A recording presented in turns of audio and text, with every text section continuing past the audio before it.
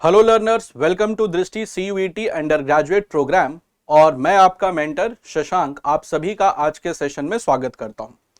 दोस्तों, कई दिनों से स्टूडेंट्स का मुझे कंसर्न मिल रहा था, चाहे वो मेल के थ्रू हो या मैसेजेस के थ्रू हो, कि सर CUET के पैटर्न में चेंजेस आए हैं और उस पैटर्न के चेंजेस के अकॉर्डिंग क्या एग्जामिनेशन की तैयारी जो कि प्रपोज्ड है मई 2025 में, क्या उस एग्जामिनेशन की तैयारी 5 महीनों के अंदर हो सकती है या नहीं।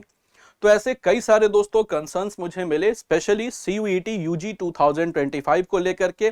और जब UGC ने पैटर्न चेंज का कुछ अनाउंसमेंट किया उसके बाद तो मैंने सोचा कि इंडिविजुअली बताने से अच्छा है कि काम करते हैं, कॉमन वीडियो के जरिए आप सबकी जो एक कॉमन क्वेरी है इसको सॉल्व करते हैं कि क्या 5 महीनों के अंदर CUET UG में फुल मार्क्स स्कोर किया जा सकता है या नहीं। तो क्या ऐसी स्ट्रैटेजी बनाएं जिससे CUET अंडर ग्रेजुएट प्रोग्राम में लास्ट 5 मंथ्स में कॉन्क्रीट और सॉलिड स्ट्रैटेजी बनाएं जिससे आपके 100% मार्क्स यानी फुल मार्क्स आप स्कोर कर सकते हैं CUET एग्जामिनेशन में या नहीं। तो उसको मैंने एक डिटेल प्लान बनाया है और ये प्लान अगर आप फॉलो करते हैं तो आपके CUET UG एग्जाम 2025 में फुल मार्क्स आने की पूरी संभावना बनेगी। तो चलिए दोस्तों, देखते हैं कि किस तरीके से आपको अपने प्लान को सेट करना है। लास्ट 5 मंथ में आपके गोल क्या होने चाहिए, क्या आपकी स्ट्रैटेजी होनी चाहिए जिससे आप स्कोर कर सको। स्टार्ट करते हैं दोस्तों सेशन को।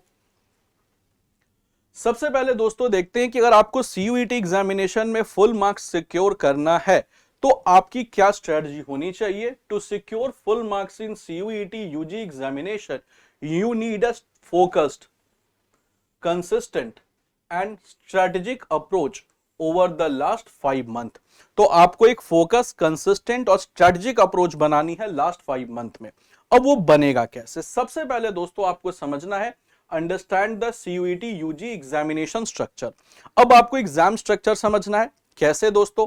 जैसे आपने देखा होगा कि अभी CUET UG 2025 के लिए UGC ने डिटेल गाइडलाइंस दिया। इसमें सबसे पहले उस पर भी मैंने एक डिटेल वीडियो के जरिए आपको वो सारे चेंजेस बताए हैं। दोस्तों, इस बार कोई भी स्टूडेंट मैक्सिमम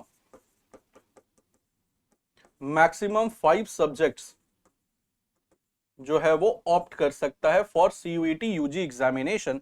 और ध्यान रखिएगा दोस्तों कि इस बार का जो पेपर होगा, ये पेपर होगा वो होगा आपके CBT मोड पर, यानी कंप्लीटली ऑनलाइन मोड पर। साथ ही साथ जो आप फॉरेन लैंग्वेजेस देखते थे, जो लैंग्वेज 1B का सेक्शन होता था, इसे हटा दिया गया है। तो अब सिर्फ होगा एक सेक्शन लैंग्वेज का सेक्शन होगा, प्लस डोमेन टेस्ट होगी।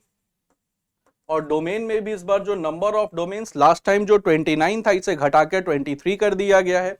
साथ ही साथ दोस्तों आपका एक जनरल टेस्ट होगा और सभी पेपर में जो नंबर ऑफ क्वेश्चंस होंगे वो नंबर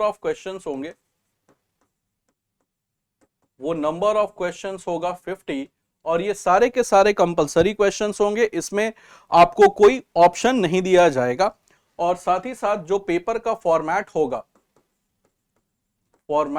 वो MCQ होगा, ऑप्शन नहीं दिया जाएगा। से मेरा मतलब यह है कि पहले दोस्तों जब आप डोमेन लिखते थे तो उसमें 50 क्वेश्चन होते थे जिसमें कोई 40 अटेम्प्ट करना होता था, बट अब ऐसा कुछ नहीं है। 50 के 50 जो क्वेश्चन होंगे वो कंपलसरी होंगे, वहां पर कोई आपको चॉइस नहीं दिया जाएगा। तो फॉर्मेट इसका MCQ होगा जो पहले भी था, लेकिन इस बार जो टाइमिंग होगी सभी के लिए एक यूनिफॉर्म टाइमिंग रखी गई है, वो है 60 मिनट्स की। तो 60 मिनट्स की यूनिफॉर्म टाइमिंग रखी गई है। तो यहां से आपको दोस्तों सबसे पहले पैटर्न ऑफ एग्जामिनेशन के स्ट्रक्चर को समझना है, जो मैंने आपको ब्रीफली बताया। साथ ही साथ दोस्तों दूसरा आपको करना क्या है कि define the key domain subjects. अब इस बार दोस्तों डोमेन का जो नंबर है वो है 23। और अब ऐसा नहीं है कि कोई अपना डोमेन चेंज नहीं कर सकता है। जैसे फॉर एग्जांपल, अगर किसी स्टूडेंट ने क्लास 12th में साइंस पढ़ा है, अब वो चाहता है कि ह्यूमैनिटीज से पेपर लिखना, तो वो ह्यूमैनिटीज से भी लिख सकता है, इसमें कोई ऐसी प्रॉब्लम नहीं है, यानी आप अपना स्ट्रीम चेंज भी कर सकते हैं। तो इस बार दोस्तों जो नंबर ऑफ डोमेन्स जो अवेलेबल हैं वो है 23। तो इस बार 23 डोमेन से, और अब आप अपने स्ट्रीम को भी चेंज कर सकते हैं, यानी आपने क्लास 12th में फॉर एग्जांपल ह्यूमैनिटीज पढ़ा है लेकिन आपको कॉमर्स में इंटरेस्ट है तो आप कॉमर्स से भी डोमेन से पेपर लिख सकते हैं। तो इस बार दोस्तों जो नंबर ऑफ डोमेन्स है वो है 23। तो सबसे पहले आपको उन डोमेन्स को आइडेंटिफाई करना है जिसमें आपका इंटरेस्ट है। तो सबसे पहले आपने करा क्या कि अपने इंटरेस्ट वाले डोमेन को चूज कर लिया, चाहे वो ह्यूमैनिटीज से भी हो सकता है, साइंस से भी हो सकता है, कॉमर्स से भी हो सकता है, बिजनेस स्टडीज से भी हो सकता है। उसके बाद दोस्तों आपको करना क्या है कि एक कॉम्प्रिहेंसिव स्टडी प्लान डेवलप करना है, वो है 5 मंथ्स का। तो 5 मंथ का एक कॉम्प्रिहेंसिव स्टडी प्लान आपको डेवलप करना है एग्जामिनेशन के लिए। आई होप यहां तक क्लियर है सबको। तो ये पहले आपको ये 3 बातें समझ में आ जानी चाहिए कि आपको एग्जामिनेशन स्ट्रक्चर पता होना चाहिए, की डोमेन पता होना चाहिए, और आपको एक 5 मंथ का स्ट्रेटजी प्लान डेवलप करना है फॉर द एग्जामिनेशन। अब दोस्तों सबसे पहले आपको ये 5 मंथ का जो स्ट्रेटजी प्लान डेवलप करना है उसको मैं मंथ वाइज बताता हूं कि आपका स्ट्रेटजी क्या होना चाहिए। देखो पहला फर्स्ट और सेकंड मंथ में आपको करना क्या है कि फाउंडेशन एंड कॉन्सेप्चुअल क्लैरिटी पर ध्यान देना है, यानी आपको बेस स्ट्रॉन्ग करना है, सब्जेक्ट का बेस स्ट्रॉन्ग करना है। तो सब्जेक्ट बेस को करना है स्ट्रॉन्ग। तो आपने पहले 2 महीने में सब्जेक्ट बेस्ड को स्ट्रॉन्ग करना है। कॉन्सेप्चुअल क्लैरिटी पर आपको ध्यान देना चाहिए कि you should be conceptually strong. पहले 2 महीने में आपको कॉन्सेप्ट पर ध्यान देना है और उसके लिए बेस्ट तरीका है कि आपको एनसीईआरटी को आप फॉलो करो। तो एनसीईआरटी को आपको फॉलो करना है कॉन्सेप्चुअल अंडरस्टैंडिंग के लिए। इसके बाद दोस्तों जो पहला 2 मंथ हो जाएगा तो उसके बाद तीसरे मंथ में आपको क्या करना है। देखो तीसरे मंथ में आपको फोकस करना है practice and mock test. Practice और मॉक टेस्ट पर फोकस करना है। तो जितना ज्यादा आप प्रैक्टिस करोगे, जितना ज्यादा आप मॉक टेस्ट दोगे। अब मॉक टेस्ट आपको कैसा देना है, तो सिर्फ ऑनलाइन देना है, जो कि एग्जामिनेशन भी ऑनलाइन है। तो आपको जो मॉक टेस्ट अटेम्प्ट करना है वो करना है ऑनलाइन।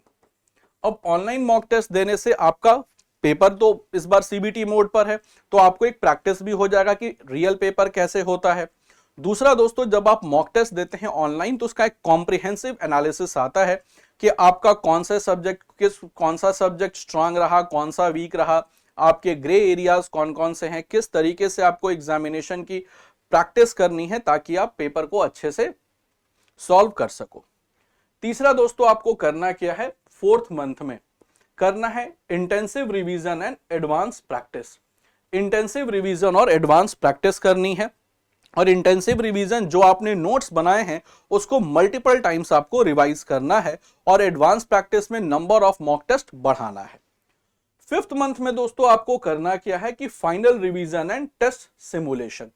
अब आप करेंगे फाइनल रिवीजन। फाइनल रिवीजन में सबसे पहले आप उन सेक्टर्स को अच्छे से रिवाइज करेंगे जहां से लगातार क्वेश्चंस आते रहे हैं, प्लस आपको टेस्ट सिमुलेशन। टेस्ट सिमुलेशन का मतलब है कि आप अगर जीटी ले रहे हैं तो जीटी के टेस्ट आपको रेगुलर बेसिस पे लगाने हैं, डोमेन लगाना है ताकि और लैंग्वेज टेस्ट लगाना है, ताकि जितना ज्यादा आप टेस्ट देंगे उतना ज्यादा आपकी प्रैक्टिस स्ट्रांग होती जाएगी और एग्जामिनेशन में डर कम लगेगा।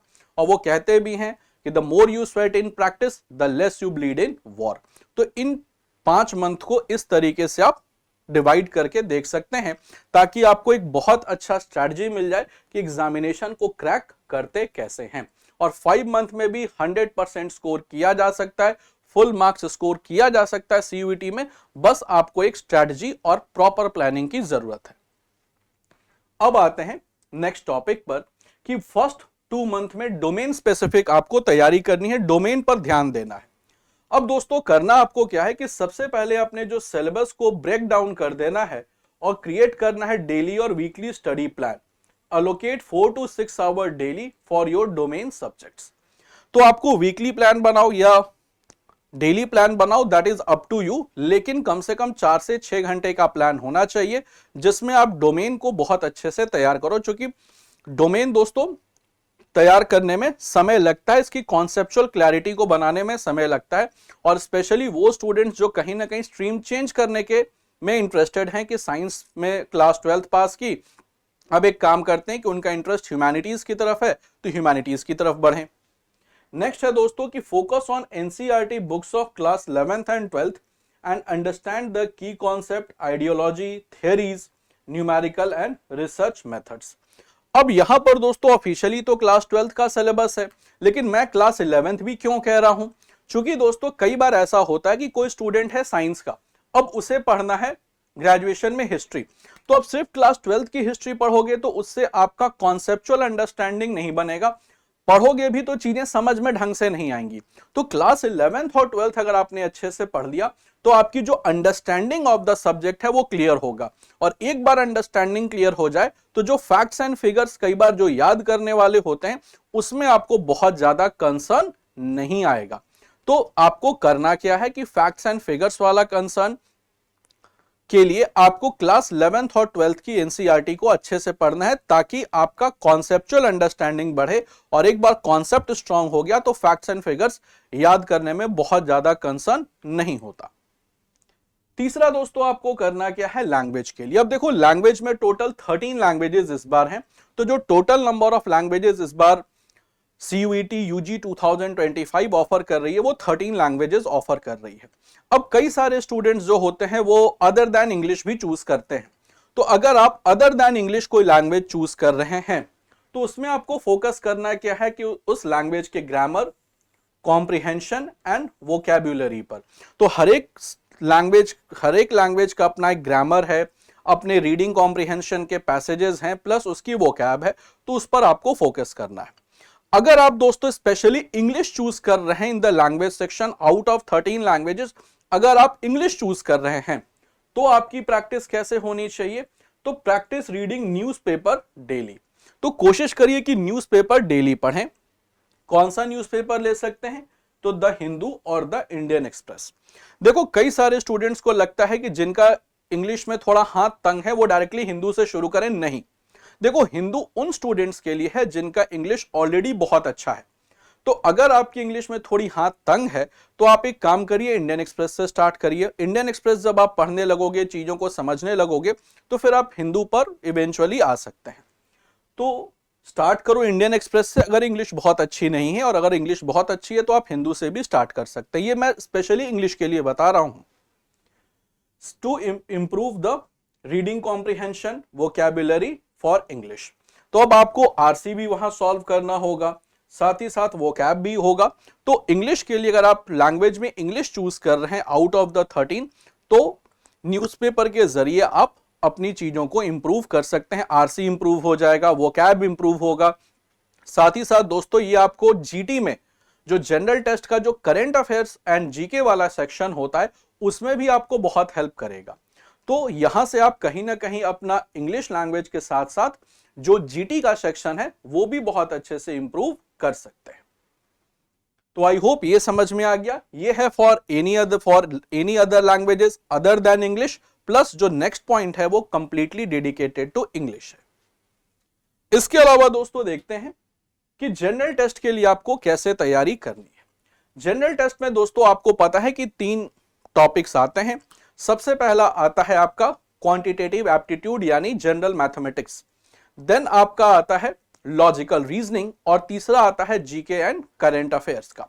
तो दोस्तों जनरल टेस्ट की तैयारी कैसे करनी है? तो सबसे पहले आपको जीके और करंट अफेयर्स के लिए न्यूज़पेपर को डेली पढ़ना चाहिए, प्लस साथ ही साथ आपको कॉन्सेप्चुअल अंडरस्टैंडिंग ऑफ जीके को डेवलप करना चाहिए। इसके लिए आप मल्टीपल सोर्सेज से पढ़ सकते हैं, लेकिन मैं आपसे कहूंगा कि मल्टीपल सोर्सेज नहीं, आप एक कॉन्क्रीट और ऑथेंटिक सोर्स से पढ़िए। कई स्टूडेंट्स को लगता है कि मल्टीपल सोर्सेज से पढ़ेंगे तो बहुत ज्यादा नॉलेज हो जाएगी, डाइवर्सिफिकेशन ऑफ नॉलेज होगा। कई बार स्टूडेंट्स इन्हीं मल्टीपल सोर्सेज को पढ़ते पढ़ते कंफ्यूजन क्रिएट हो जाता है, और वो कंफ्यूजन फाइनली एग्जामिनेशन में बड़ा डेडली प्रूव होता है। इसके अलावा दोस्तों क्वांटिटेटिव एप्टीट्यूड यानी मैथमेटिक्स और लॉजिकल रीजनिंग। तो दोस्तों मैथमेटिक्स के लिए अगर आपके पास RS अग्रवाल की बुक है जो नॉर्मली स्टूडेंट्स यूज करते हैं तो आप उससे प्रैक्टिस कर लो। साथ ही साथ लॉजिकल रीजनिंग के लिए बेस्ट है कि जो PYQs हैं, प्रीवियस ईयर क्वेश्चंस हैं, उसके जरिए आप प्रैक्टिस कर सकते हैं। तो जीके में, क्वांटिटेटिव एप्टीट्यूड में और लॉजिकल रीजनिंग ये काफी अच्छे से आपका पेपर हो जाएगा अगर आप इसको डेली प्रैक्टिस करते हैं। अगर आपका मैथमेटिक्स स्ट्रांग है तो अगर आप डेली प्रैक्टिस करोगे और कोशिश करो कि जो बेसिक चैप्टर्स हैं जैसे परसेंटेज है, रेशियो प्रोपोर्शन है, टाइम स्पीड डिस्टेंस है, सिंप्लीफिकेशन है, इन चैप्टर्स को बहुत अच्छे से आप प्रैक्टिस करके जाओ, क्योंकि यहां से मैक्सिमम क्वेश्चंस होते हैं और यहां पर क्वेश्चंस का लेवल भी बड़ा टिपिकल नहीं होता। तो अगर आपकी प्रैक्टिस अच्छी है तो आप आराम से पेपर सॉल्व करके ले जाओगे। और जीके जो होता है वो एक गेम चेंजर होता है। नॉर्मली स्टूडेंट्स क्या करते हैं, उसको रटने की कोशिश करते हैं, तो रटना नहीं है, चीजों को समझना है। जितना अच्छा आप समझेंगे एग्जामिनेशन में उतना अच्छा आप परफॉर्म कर पाएंगे। नेक्स्ट है दोस्तों कि अब आपको थर्ड मंथ में क्या करना है, focused, practised and mock test. अब देखो सबसे पहले करना क्या है कि इस थर्ड मंथ में 3 चीजें करनी है। सबसे पहले आपको प्रीवियस ईयर पेपर सॉल्व करना शुरू करना है, और जब आप प्रीवियस ईयर पेपर सॉल्व करोगे तो इससे आपको सबसे बड़ा फायदा होगा कि क्वेश्चन पैटर्न समझ में आ जाएगा। क्वेश्चन का pattern plus difficulty level of question, कि क्वेश्चन किस तरीके से पूछा जाता है और उसकी डिफिकल्टी लेवल क्या होती है, वो समझ में आ जाएगा जब आप प्रीवियस ईयर पेपर प्रैक्टिस करेंगे तब। दूसरे में दोस्तों अगर आपकी बात करें डोमेन स्पेसिफिक प्रैक्टिस आपको कैसे करनी है, तो solve subject specific mock test every alternate day, identify the weak areas, focused on improving them. तो अब आपको डोमेन भी लिखना है, तो जो भी डोमेन आपने चूज किया है उसके लिए डोमेन स्पेसिफिक मॉक टेस्ट हर एक दिन के बाद आपको देना है। इससे आपका जो स्ट्रॉन्ग और वीक एरियाज है वो आइडेंटिफाई हो जाएगा, और एक बार आपका वीक एरिया आइडेंटिफाई हो गया तो उस पर कैसे प्रैक्टिस करना है, कैसे उसको स्ट्रॉन्ग करना है, उस पर आप काम कर सकोगे। तीसरा दोस्तों है कि revise and practice more on your language skills. अब देखो जो 13 लैंग्वेजेस वाला पेपर है, यानी जो 13 लैंग्वेजेस का ओवरऑल पेपर आएगा जो लैंग्वेज सेक्शन में होगा, तो उसमें जिस लैंग्वेज को भी आपने चुना है, मैं अगर बात करूं मैक्सिमम स्टूडेंट इंग्लिश चुनते हैं, तो इसमें आपको करना क्या है कि अपने लैंग्वेज स्किल्स को प्रैक्टिस और रिवाइज करना है। Comprehension, sentence correction, fill in the blank should become your regular practice. यानी इन एरियाज से क्वेश्चन ज्यादा आता है, तो इन एरियाज पर आपको बहुत अच्छे से काम करना है, चाहे वो रीडिंग कॉम्प्रिहेंशन हो, वोकैबुलरी हो, प्लस आपका जो सेंटेंस करेक्शन हो। और ये मैं उन स्टूडेंट्स के लिए बता रहा हूं जो लैंग्वेज पेपर में इंग्लिश ऑप्ट करेंगे।